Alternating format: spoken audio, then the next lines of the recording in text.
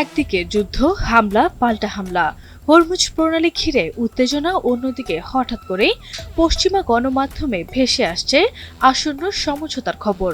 আর ঠিক সেই মুহূর্তেই এক বিস্ফোরক মন্তব্য করে পুরো আলোচনার মোড় ঘুরিয়ে দিলেন ইরানের পার্লামেন্ট স্পিকার বাঘের গালিবাফ।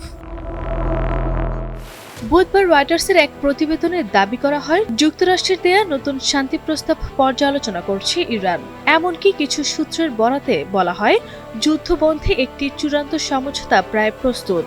তবে যুক্তরাষ্ট্রের মূল দুই দাবি, ইরানের পারমাণবিক কর্মসূচি স্থগিত করা এবং হরমুজ প্রণালী খুলে দেওয়া, এখনও অমীমাংসিত রয়ে গেছে।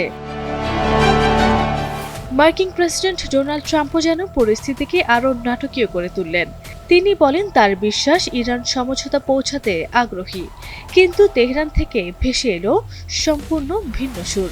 ইরানের তাসনিম নিউজের এক প্রতিবেদনে বলা হয়, যুক্তরাষ্ট্রের সবশেষ প্রস্তাবের কোনো আনুষ্ঠানিক জবাবই এখনও দেয়নি ইরান। পশ্চিমা গণমাধ্যমে যতই চূড়ান্ত যুদ্ধবিরতির চুক্তির গুঞ্জন ছড়াক না কেন, বাস্তবে তেহরান এখনও প্রস্তাবটি নিয়ে আনুষ্ঠানিক অবস্থান জানায়নি। বরং তাসনিমকে দেয়া এক ইরানি সূত্রের বক্তব্য ছিল আরও কঠোর। তিনি বলেন, মাঠের বাস্তবতা বোঝার জন্য যুক্তরাষ্ট্রকে আর কতবার দেয়ালে মাথা ঠুকতে হবে তা স্পষ্ট নয়। শুধু তাই নয়, এই সূত্রের ভাষায় আমেরিকার শক্তি ও হুমকির রাজনীতি ইরানের বিরুদ্ধে কোনো ফল দেয়নি, বরং তা ওয়াশিংটন ও তার মিত্রদের পরিস্থিতিকে আরও জটিল করেছে। এরপরই আসে সবচেয়ে আলোচিত মুহূর্ত। বৃহস্পতিবার এক্সে দেয়া এক পোস্টে গালিবাফ পশ্চিমা গণমাধ্যমের এই সমঝোতার খবরকে ব্যঙ্গ করে নাম দেন অপারেশন ফক্সিয়াস।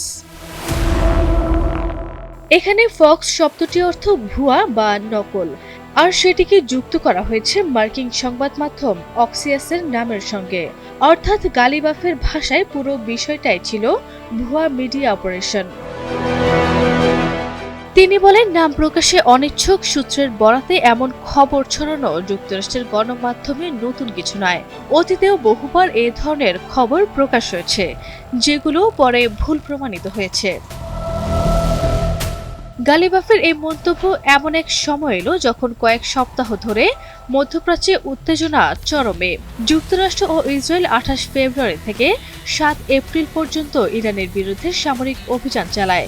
পরে 7 এপ্রিল ট্রাম্প একতরফাভাবে 2 সপ্তাহের যুদ্ধবিরতি ঘোষণা করে। তবে তেহরানের বার্তা এখনও স্পষ্ট, তারা পশ্চিমা গণমাধ্যমের প্রচারণা নয়, বাস্তব শর্ত ও মাঠের পরিস্থিতি দেখে সিদ্ধান্ত নেবে। আরবি ইসলাম হিমু, এনটিভি অনলাইন।